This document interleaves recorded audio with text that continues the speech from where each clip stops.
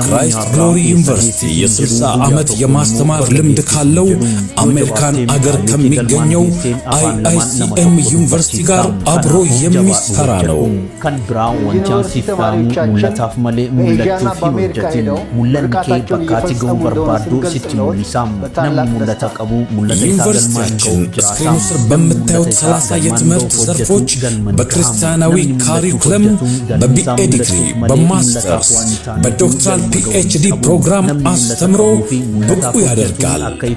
እርስዎ እኛ ጋር ለመማር ከወሰኑ የምረቃ ፕሮግራሙን በኤዥያና በአሜሪካ ለማድረግ እድሉን አመቻችተንልዎታል።